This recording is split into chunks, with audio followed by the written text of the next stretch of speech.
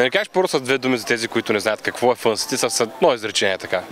С едно изречение, Fun City е фестивал, който предоставя алтернатива на младите хора да правят това, което искат, да реализират идеите си, да придобият малко опит, за да имат по-добър старт от нашия в живота. Фестивалът Fun City се реализира във Варна още от 2009 година, 2 години преди Варненския младежки фестивал да бъде регистрирана като неправителствена организация на младежкия сектор.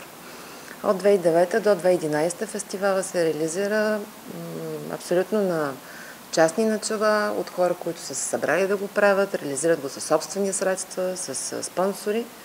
2011 година се регистрира Варненския младежки фестивал организацията и оттам нататък община Варна поема финансовият ангажимент на 100% към този фестивал.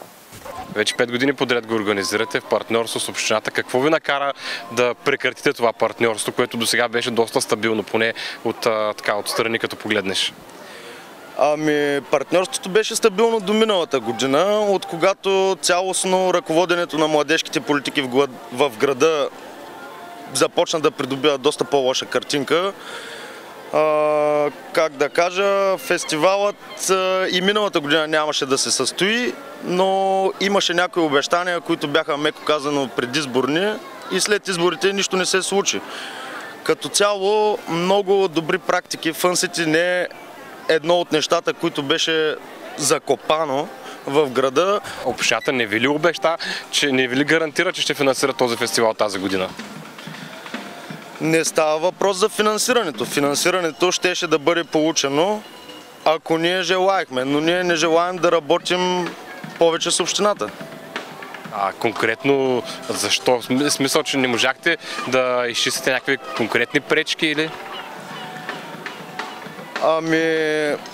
В процеса, както казах, още от миналата година имаме проблем с, да кажа даже конкретно с директор дирекция младежки дейности, който си личи, че тотално не разбира какво означава младежка политика. Община Варна, както виждате, до този момент е основният финансиращ партньор и основен съорганизатор. Не е само да са предоставени средства от дирекция младежки дейности и образование, отдел младежки дейности. 3-4 човека винаги са участвали в организацията, в логистиката. Винаги до този момент в община Варна имало работни групи, които са се занимавали с координацията на фестивала. Винаги имало хора в община Варна, които са се занимавали с осигуряването на този фестивал, провеждането, осигуряването на пространства, всичко, което е необходимо за провеждането на един фестивал. И община Варна е заинтересуваното, ако искате, административно лице, както и целият младежки сектор във Варна, този фестивал да се провежда. Ние като община Варна не е заинтересован този фестивал да бъде по някакъв начин предотвратен, камо ли да бъде иззет. Той е на младежите, той е на младежкия сектор и община Варна е показала с годините, че прави всичко възможно да овласти младежкия сектор във Варна, да се самоорганизират и да правят фестивал с финансовата подкрепа на община Варна. Предвид на желанието на всички и на администрацията и на Общински съвет средствата, които се отпускат да се разходват по възможно най-прозрачния начин, сме поискали програма веднъж и финансов план за разходване на средствата.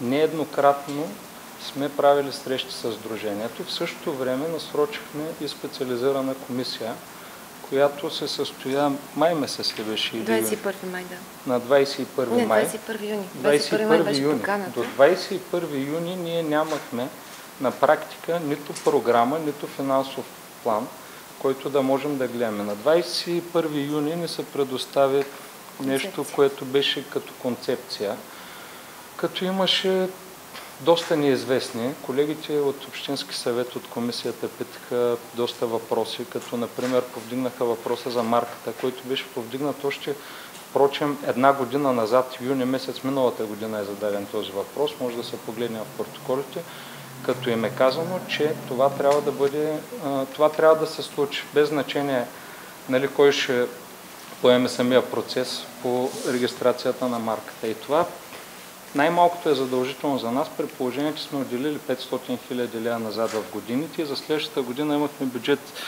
за Fun City Plus Fun City Plus е пак над 100 000. Да, сериозна сума и това би било чиста безстопанственост да дадем възможност на трети лица, примерно, да се възползват, да регистрират марката и така нататък. Дебатирано е на комисията и е предложена помощ от общината.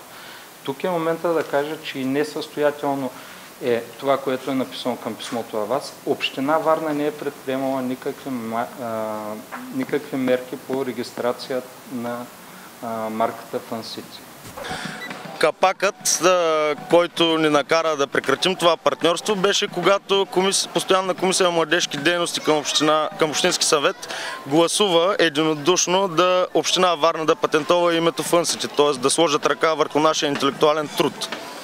След което, точно след 2 дни, внесохме възражение, в което доста подробно обяснихме и дори посочихме и други европейски практики, защо е редно името да остане на името на Сдружение Варненски младежки фестивал. След като 15 дни не получихме отговор, подадохме официално писмо в общината в 6 екземпляра до кмета, до господин Балбанов, до госпожа Лилия Христова и до други, до които смятаме, че имаше нужда, в което обяснихме защо прекратяваме това наше партньорство. Пак не получихме отговор и след няколко дни уведомихме медиите.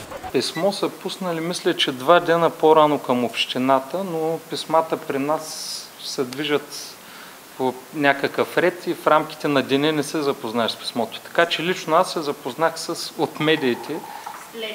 Да, включително когато се видяхме за първи път да дискутираме, господин Байчев ми показа разпечатка от медиите. Аз не бях виждал писмото. Оригиналното писмо. Някак си не е потърсено. Преди това писмо не е търсена комуникация, нали, на темата. Ето.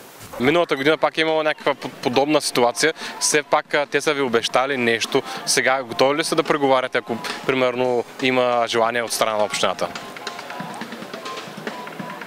Не мисля, че става въпрос за преговори относно фестивала. Мисля, че трябва да се промени коренно стратегията за подготовката и за реализацията на младежката столица и въобще младежките политики като цяло. Като идеята за тези неща е да се създадат алтернативи за младите хора, алтернативи за развитие в страната. Не става въпрос да се сдобрим, някой да обещае пак нещо и да реализираме фестивала. Става въпрос да създадем тези възможности тук. Документите, които са изпратени на 22 юли са регистрирани, където има представена разходна сметка за 30% от въпросните 100 000 лева, които да бъдат първо плащане. И няма програма отново. Никаква програма не е представена, въпреки че е изискана от общинските съветници. Прави впечатление, примерно, неща, които до този момент не са присъствали. Наем на летен театър за 2 дена 7000 лева. Сега при условие, че община Варна е партньор и се прави това нещо, Варненски фестивал. И най-вече този фестивал е фестивал, предвидил дейностите да се развиват на улицата, не и на обществени отворени пространства. Изместването на фокуса вече в летния театър е нещо, което не е съгласувано с общината. Виждате ли, че ние наистина тази комуникация, дали сме ви парите, какво правите с самата организация, все пак трябва да сме в течение, защото програмата е есенцията на какво ще се предостави на варненската публика. Нали? Общината не може да седи настрани и да получи някаква програма, която не е съгласувана с общината. Второто е, примерно, също прави впечатление разход от 2000 лева за 4 дена за наем на химически тоалетни. В финансовите отчети от предишните години се вижда, че за фестивалите, които са продължавали по 7 дена, този същия наем е 187 лева. Нали, как от 2015 187 лева за 7 дена, сега станаха 2000 лева за 4 дена. Винаги сме смятали, че работещият модел е гражданският сектор, администраторите, нашите администратори на гражданите, които са в общината, и бизнеса. Това са трите звена, които трябва да работят заедно, за да функционира системата, а не някои в тази голяма сграда да вземат решения вместо нас. Решенията са наши, те трябва да ги администрират и изпълняват. Имаше дори странно изказване в една медия, че вечни младежи и изказвания на пак директор дирекция образование и младежки дейности, че нямало вечно да сме млади и вечно ние да го организираме. Ние не патентоваме марката на името на Стефан Бъчваров или на нечие друго. Ние го патентоваме на името на юридическо лице, което се казва Варненски младежки фестивал, в което ежегодно влизат младежи, обучават се вътре, една година са участници, след това доброволци, след това организатори и после тръгват по своя собствен път, организират събития и спортни, и музикални и така нататък. Самите те казват, че към този момент са останали 3 души от 7 в началото на организацията, когато са почнали. 3 души, които сами те поставяха възможността и капацитета да изпълнят фестивала под съмнение. Сдружение Варненски младежки фестивал е член на управителния съвет на Сдружение Варна Европейска младежка столица. Управителният съвет на Сдружението имаме среща утре, в други ден и в неделя.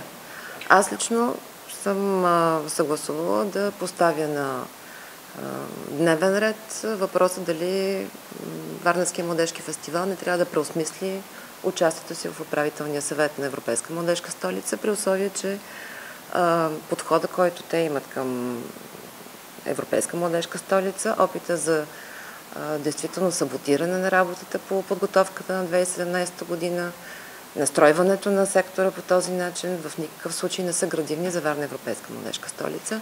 А и те самите от началото на съществуването на Сдружение Варна Европейска младежка столица са присъствали може би на 1/4 от заседанията, които сме правили на управителния съвет.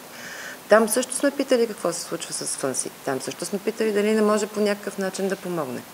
Там също сме говорили дали евентуално няма да им помогне на техния капацитет да се направи един постоянен секретариат на ФъНСИТИ, който целогодишно да се занимава с организацията на този фестивал.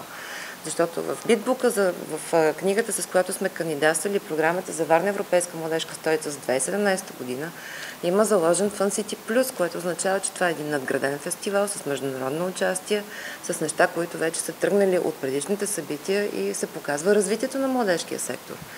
На което отначало казаха, да, това е добра идея, след това отказаха въобще да говорим на темата ФъНСИТИ. И повече не са се появявали на управителен съвет. Ами от декември месец миналата година до тая година, че ние сме в много сериозна фаза на подготовка на програмата за 2017. Срещи на управителния съвет имаме почти всяка седмица, в работни срещи. И просто не е отговорно да си поел ангажимент да си в управителен съвет, да не участваш в него. Включително преди месец получихме писмо, че техният представител Гергана Джуфова се отказва да участва, и ще изпратят именно нов представител на Варненски младежки фестивал, който да участва в управителния съвет. До този момент не знаеме кой е. Добре, Варненски младежки фестивал участва и в Сдружение Варна 2017, което е за Европейска младежка столица. Там как ще продължите ли да действате, да работите или и оттам ще се оттеглите? Смятаме да се оттеглим. По същите причини? Ами, мисля, че не сме дори и първите и единствените, които се оттеглят. Мисля, че много малко хора остават в сдружението и дано въобще да остане сдружение. То всъщност, както знаем, за момента мисля, че има само сдружение и нито един назначен човек. А имате ли, примерно, някакъв резервен план да вземете финансиране от друго място, от частни партньори, или категорично няма да има фестивал тази година? Категорично тази година няма да има ФъНСИТИ.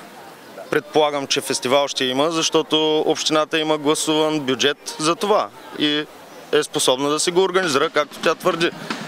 Ние ще продължаваме да работим за развитието на младите хора в всички аспекти. Не може 3 души да предотвратят целият младежки сектор във Варна да се лиши от този фестивал. Така че младежки фестивал тази година във Варна ще има. Община Варна, заедно с Сдружение Европейска младежка столица и заедно с Младежкия форум за партньорство с местната власт, това е широкия формат, не е консултативния младежки съвет, където са 30 човека. Младежкия форум е поне 80 организации, които са включени вътре. Ще направим всичко възможно фестивала да се реализира тази година и още от следващата седмица ще направим разговор с представителите на Младежкия форум за партньорство с местната власт, по какъв начин останалите неправителствени организации, които имат желание да се включат, как да се включат и по какъв начин да го направим тази година. И предложението, което ще направим към Младежкия форум е организацията на подобно събитие явно не бива да бъде оставено на една организация, а трябва да се въведе конкурсен принцип. И от до година, примерно, ще бъде кой ще организира фестивала тази година, обявява се конкурс, представят се концепции достатъчно рано в годината, даже още предишната година, декември месец, може би тази година, ще пуснем конкурс за Fun City Plus до година и организацията, предоставила най-добра концепция, ще получи възможността да реализира своята концепция. И ще предложим това да е практиката за годините. Защото там, където няма конкурентно начало, там, за съжаление, качеството на работата и явно и капацитета спада. За финал само с едно изречение, защо няма да има Fun City? Няма да има Fun City, защото сме разочаровани от воденето на политиката на общината спрямо младежките организации.